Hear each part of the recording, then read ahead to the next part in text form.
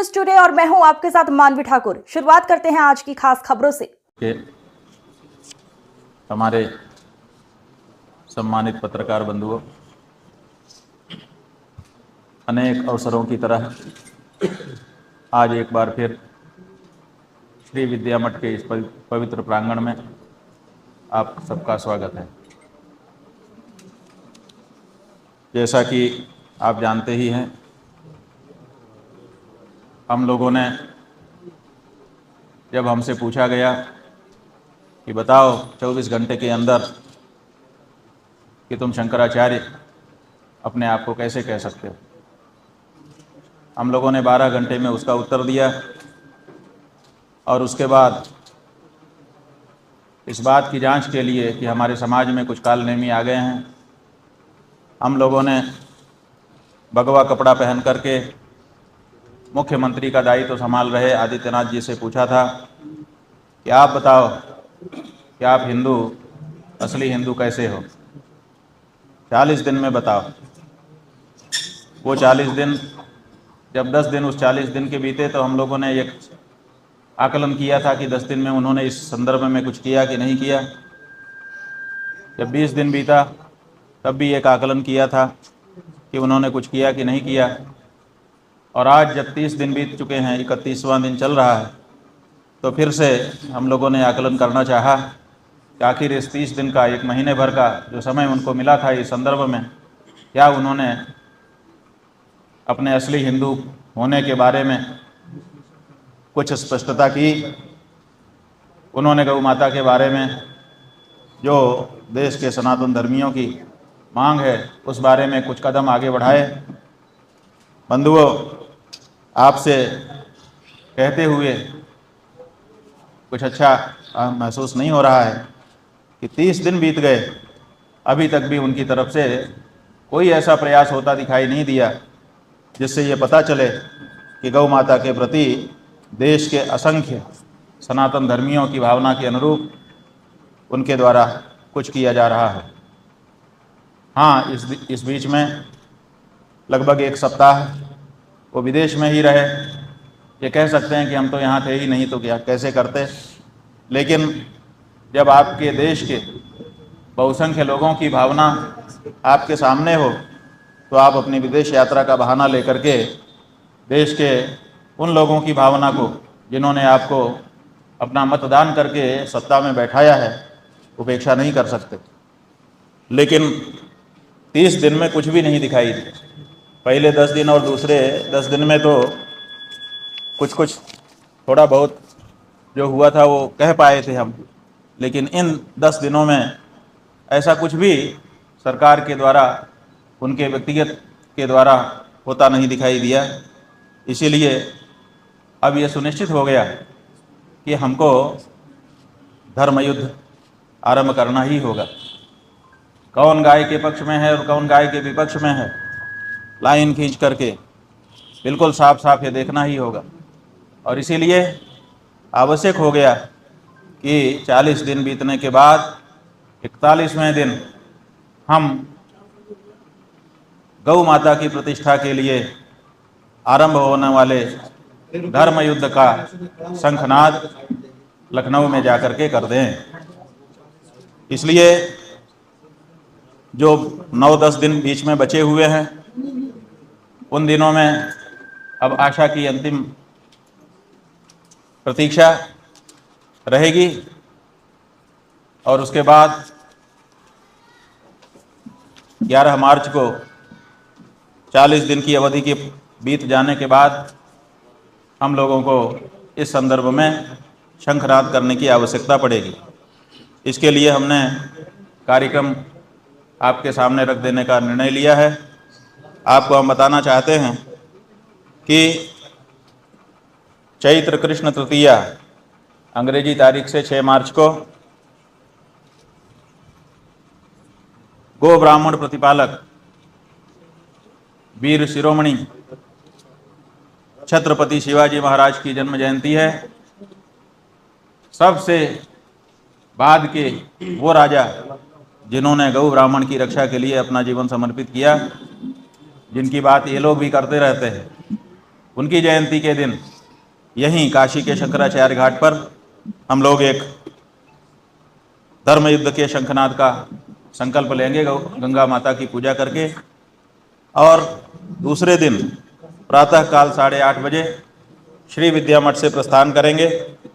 काशी के प्रसिद्ध संकट मोचन मंदिर में भगवान संकट मोचन जी के सम्मुख जाकर के संकट मोचन हनुमान अष्टक, हनुमान चालीसा और बजरंग बाण का पाठ करके उनकी परिक्रमा करके उनसे आशीर्वाद लेते हुए गौ माता के ऊपर आए हुए ब्राह्मणों के ऊपर और ब्राह्मणोपलक्षित क्षत्रिय वैश्य शूद्र इन सभी के ऊपर आए हुए इस संकट को दूर करने की प्रार्थना करके हम वहाँ से आगे प्रस्थान करेंगे। जौनपुर जाएंगे, वहाँ पर एक गौ प्रतिष्ठा सभा, सुल्तानपुर जाएंगे, वहाँ एक गौ प्रतिष्ठा सभा करते हुए रायबरेली पहुँचेंगे, वहाँ पर गौ प्रतिष्ठा सभा को संबोधित करके वहीं पर रात्रि विश्राम होगा। अगले दिन 8 मार्च को रायबरेली से चल करके मोहनलालगंज में जाकर के सभा करेंगे, फिर उसके आगे बढ़ कर के लालगंज में सभा करेंगे, उसके आगे बढ़ कर के अचलगंज में सभा करेंगे और फिर उन्नाव पहुंचेंगे, वहां पर सभा करके रात्रि विश्राम करेंगे। 9 मार्च को उन्नाव से बांगरमऊ जाएंगे, वहां पर सभा को संबोधित करेंगे, फिर वहां से चल कर के बघौली, वहां भी सभा होगी। नैमिषारण्य पहुंचेंगे, वहां पर सभा को संबोधित करके विश्राम होगा। 10 मार्च को नैमिषारण्य से चलकर सिधौली में सभा होगी, फिर आगे चल कर के इटौजा स्थान है, वहाँ पर सभा होगी और फिर हम लखनऊ पहुँच जाएंगे, वहाँ पहुँच कर के रात्रि विश्राम करेंगे। और 11 मार्च को शीतला अष्टमी का पावन दिन है, बसयौरा जिस दिन होता है, उस दिन दोपहर 2:15 से सायंकाल तक गौ प्रतिष्ठा के लिए जो ये धर्म युद्ध होगा उसका शंखनाद किया जाएगा। स्थान होगा कांशीराम स्मृति सांस्कृतिक स्थल, पासी किला चौराहा, आशियाना, लखनऊ। इस मैदान के लिए भारतीय गौ क्रांति मंच के माध्यम से जो मैदान का शुल्क है 4,64,000 कुछ रुपया वो जमा कर दिया गया है और अनुमति लेने के लिए अनुमति का अनुरोध भी कर दिया गया है, जिसकी प्रक्रिया इस समय चल रही है। और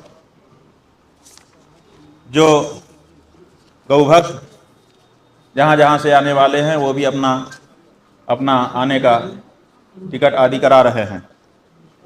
इस कार्यक्रम में सबसे पहले मंगलाचरण के अनंतर गोमय गणेश का पूजन किया जाएगा, गौ ध्वज की प्रतिष्ठा की जाएगी और उसी ध्वज के नीचे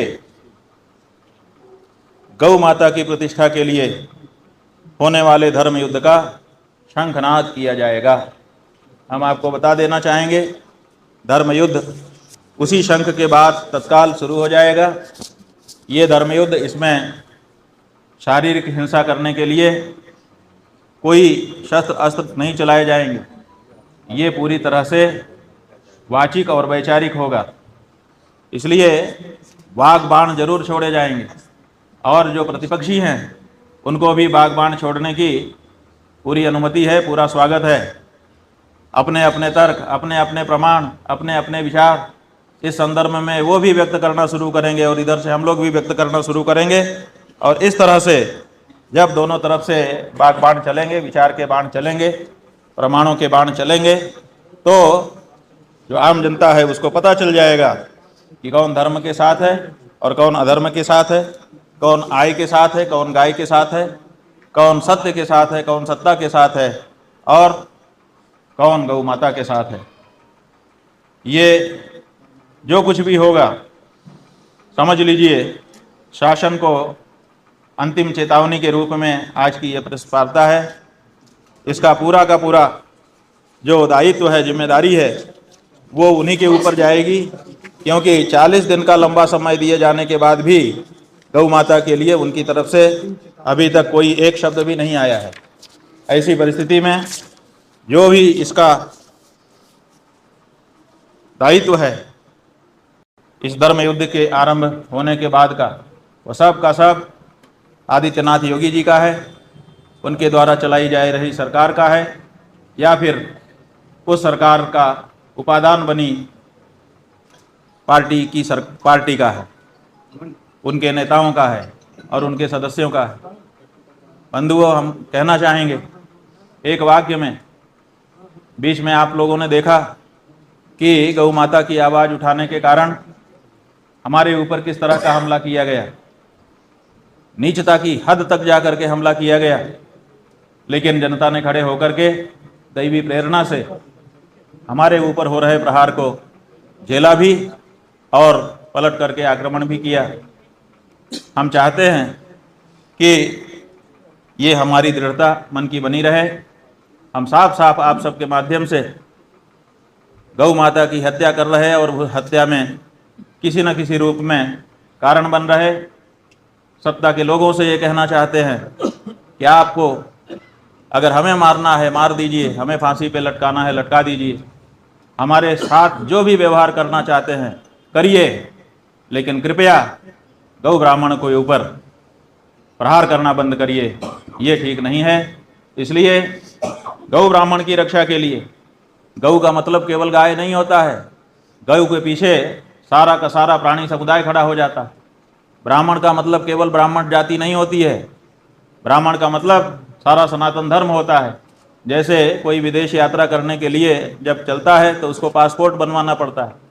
पासपोर्ट में उस व्यक्ति का केवल चेहरे का फोटो लगाया जाता है। पासपोर्ट फोटो कहेंगे तो कोई भी कैमरा वाला आपके चेहरे का फोटो खींच देगा। तो जब उस पासपोर्ट में चिपके हुए उस चेहरे के फोटो को लेकर के वो जाएगा विदेश, तो आप बताइए केवल चेहरा जाएगा विदेश कि उसका हाथ पैर धड़ भी जाएगा और कमर भी जाएगी, पूरा ही जाता है। तो इसी तरह से जहाँ हम लोग अपने सनातन धर्म में ब्राह्मण कहते हैं तो ब्राह्मण का अर्थ केवल ब्राह्मण जाति नहीं होता है, बाकी जातियाँ छूटती नहीं हैं। जैसे पासपोर्ट के फोटो में लगे हुए केवल चेहरे से सारा शरीर चला जाता है, उसी तरह से सनातन धर्म में जब ब्राह्मण नाम कहा जाता है इसका मतलब ब्राह्मण क्षत्रिय वैश्य शूद्र सारा का सारा सनातनी समाज चला जाता है। तो ये जो गौ ब्राह्मणों के ऊपर इस समय प्रहार हो रहा है और उस प्रहार का कारण इस समय की सत्ता बन रही है, ये किसी भी दशा में अब सनातन धर्मियों को स्वीकार नहीं है। हम इसके विरुद्ध बिल्कुल खड़े हैं। आपको छूट है, अब तो ये धर्म युद्ध शुरू हो चुका है, आपको जो प्रहार करना है आप करेंगे, लेकिन हम भी अपनी जो बात है उसको जन जन तक लेकर के जाएंगे, ईश्वर के सामने तक लेकर के जाएंगे। और 11 मार्च को जो धर्मादेश हमको इस संदर्भ में घोषित करना होगा, क्योंकि अब केवल 7 दिन का समय है, 7 दिन के बाद तो हमारी यात्रा जो धर्म यात्रा है, धर्म युद्ध की यात्रा, वो यहाँ से 3 दिन के लिए आरंभ हो जाएगी। 11 मार्च को हम लखनऊ में धर्मादेश जारी करेंगे और वो धर्मादेश जन जन तक पहुँचाया जाएगा और उसका जो प्रभाव पड़ेगा उसके जिम्मेदार हम कभी नहीं होंगे, उसके जिम्मेदार आप हैं, ये बात बता देना चाहते हैं। तो ये पूरा कार्यक्रम हमने आपको बता दिया। आगे जो होना है, इससे पहले भी जब जब ज़रूरत पड़ी हमने स्पष्टता के साथ बताया और जो बताया उसको करके दिखाए। हम ये भी कहना चाहते हैं कि इस बीच में जो हमारे ऊपर मिथ्या आरोप लगाए गए हैं उनके बारे में पुलिस बताया जाता है कि जांच कर रही है। वैसे तो हम लगातार यहाँ पर लंबे समय से बैठे हुए हैं, 30 दिन तो यहीं इकट्ठा हो गए, आगे भी अभी 1 सप्ताह यहाँ पर हम हैं। इस बीच में वो जांच करने के लिए आएंगे तो हम उनका स्वागत करेंगे। अगर इसके बाद भी वो आना चाहते हैं तो हमारा कार्यक्रम हमने सार्वजनिक कर दिया, कहाँ कहाँ रहेंगे हम। उत्तर प्रदेश में ही हैं, बहुत दूरी में नहीं हैं, वहाँ पर हमसे संपर्क कर सकते हैं। और 11 मार्च के बाद भी हम जहाँ जाएंगे हम पूरी विवरण के सहित सूचना देते हुए रहेंगे। किसी भी समय वो हमको अगर कुछ उनको पूछना है, जांचना है, तो उसकी सूचना उनको हम उपलब्ध कराए रहेंगे। कहीं पर भी आकर के हमसे पूछ सकते हैं। अब आप लोग एक एक करके अगर चाहें तो पूछ सकते हैं। गुरुजी, काशी से तारीख को निकलेगी 6 या 7 को? काशी में 6 मार्च को तृतीया के दिन छत्रपति शिवाजी की जयंती है। हम लोग यहाँ पर उनका स्मरण करेंगे। उनकी जयंती के दिन गौ ब्राह्मण की रक्षा के लिए उनके समर्पित जीवन के बारे में चर्चा करेंगे शंकराचार्य घाट पर। और दूसरे दिन 7 मार्च को यहाँ से हमारी धर्म युद्ध की जो शंखनाद यात्रा है वो आरंभ हो जाएगी। हमने बताया कि सबसे पहले हम लोग अपने मठ से निकल करके संकट मोचन हनुमान जी जाएंगे, वहाँ यहाँ से चिंतामणि गणेश जी की पूजा करेंगे, फिर संकट मोचन हनुमान जी जाएंगे और वहाँ से फिर जौनपुर, सुल्तानपुर, रायबरेली होते हुए क्रमशः आगे बढ़ते हुए लखनऊ पहुँचेंगे। महाराज जी, गौ ब्राह्मण जो आपने एक नारा दिया है, ये कई ब्राह्मणों को साधने का कोई बड़ा नीति तो नहीं आपकी बन गई है? ऐसा है कि हमारी कोई रणनीति नहीं है, ये भगवान की रणनीति है। लेकिन जब से आप भगवान ने कहा ब्राह्मण को जोड़ा जा रहा था, विप्रधेनु सुरसंत हित लीन मनुज अवतार निज इच्छा निर्मित तनु माया गुण गोपार।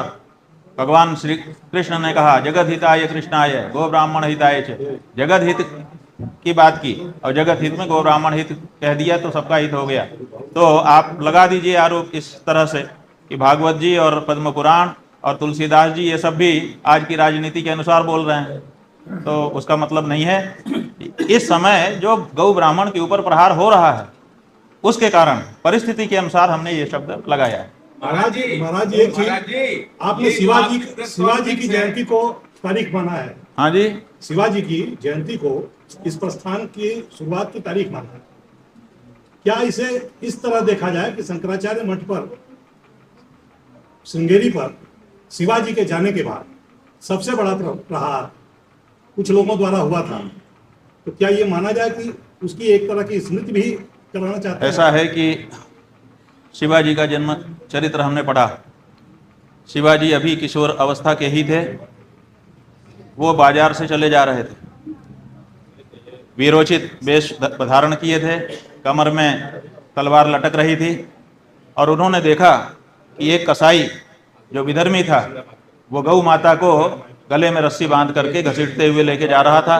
गाय उसके साथ जाना नहीं चाहती थी, बलपूर्वक घसीट करके वो ले जा रहा था। उन्होंने चारों तरफ दृष्टि डाली, उन्होंने देखा कि जो दुकानें हैं बाजार की उनमें हिंदू भरे हुए हैं, लेकिन वो जो व्यक्ति है जो गाय को खींच करके ले जा रहा है वो राजपुरुष है, इसीलिए बोलने की हिम्मत नहीं कर पा रहा है। ऐसी परिस्थिति में सबके मन में दुख था, लेकिन कोई आगे नहीं आ पा रहा था, डर के कारण, भय के कारण। शिवाजी आगे बढ़े और उन्होंने कहा कि गौ माता है मेरी, छोड़ दे।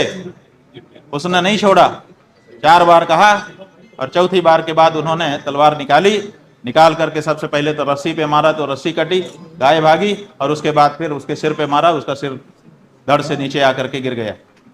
उसी समय सारे बाजार के लोग दौड़े और दौड़ करके उन्होंने अपने माथे पर उठा करके शिवाजी को बैठा लिया। वीर शिवाजी उपाधि उसी दिन अपने आप उनको मिल गई और उसके बाद सारा का सारा हिंदू समाज उनके नेतृत्व में संगठित हो गया। कम उम्र में ही उनको अपना राजा मान लिया, क्योंकि वो ऐसे दिखाई दिए जो जनता की भावना के अनुरूप कार्य करने के लिए तत्पर थे। अपने प्राणों की उन्होंने परवाह नहीं की, राजा का भय उन्होंने अपने मन में नहीं दिखाया। उन्होंने कहा कि अगर अत्याचार हो रहा है और जनता उससे विरुद्ध है तो हम उसको करेंगे। तो वो जो शिवाजी की प्रेरणा है, वो शिवाजी की प्रेरणा हर हिंदू के मन में होनी चाहिए। अन्याय और अत्याचार राजा कर रहा है इसलिए सह लें, ये सही नहीं है। राजा को अन्याय अत्याचार करने के लिए राजा नहीं बनाया जाता है, उसको प्रजा के पालन के लिए राजा बनाया जाता है, गौ ब्राह्मण के हित के लिए राजा बनाया जाता है।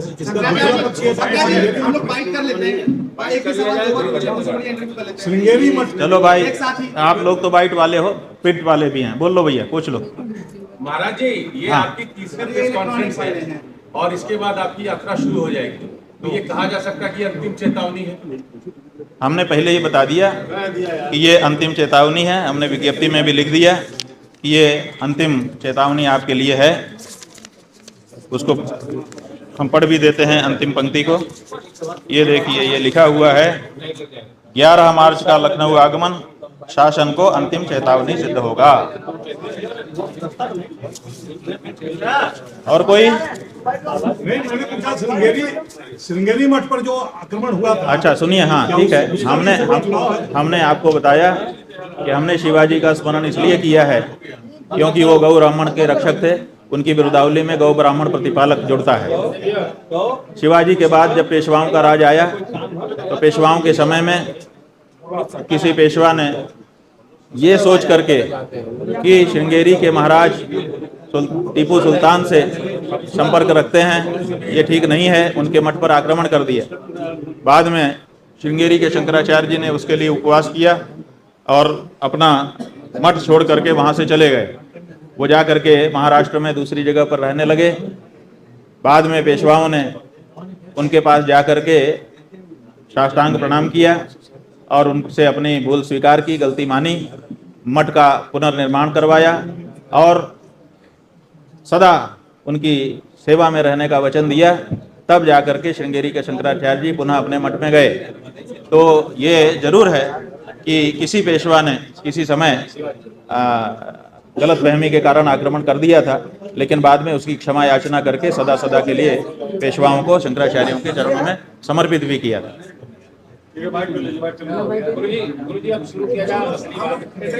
चलो भैया कि ये गौरक्षा के धर्म युद्ध में कौन गाय के साथ है और कौन गाय के मांस से होने वाली आय के साथ है, तो आपको हम बताना चाहेंगे कि बहुत सारे लोगों ने हमसे संकल्प किया। पहले दिन आय के साथ अखाड़ा परिषद के अध्यक्ष रविंद्र पुरी जी का फोटो हम लोगों ने लगा दिया था और श्री भगवान नाम के जो सर्व दर्शन साधु मंडल के सचिव थे उनका फोटो आया था। 2 फोटो उस दिन हो पाए थे। उसके बाद से बहुत सारे संतों महंतों ने हमारे लोगों से संपर्क करके कहा कि नहीं, हम शंकराचार्य जी के साथ हैं, हम गाय के साथ हैं, गाय के मांस से होने वाली आय के साथ खड़े रहने का कोई सवाल ही नहीं उठता है। और ये देखिए, बिना किसी प्रयत्न के अपने आप जिन जिन लोगों ने कहा कि हम तो शंकराचार्य जी के साथ हैं, हम तो गौ माता के साथ हैं, हम तो सत्य के साथ हैं, उनके चित्र यहाँ पर आपको दिखाई दे रहे हैं। और इधर इनका अकेला चित्र अभी रखा हुआ है। अब ये जितने लोगों का नेतृत्व करते होंगे वो इनके साथ होंगे, क्योंकि किसी ने भी सूचना करके हमको नहीं कहा कि हम मुख्यमंत्री के साथ हैं, केवल इन्होंने कहा अपने को, इसके अलावा किसी को नहीं कहा। ठीक है, महाराज जी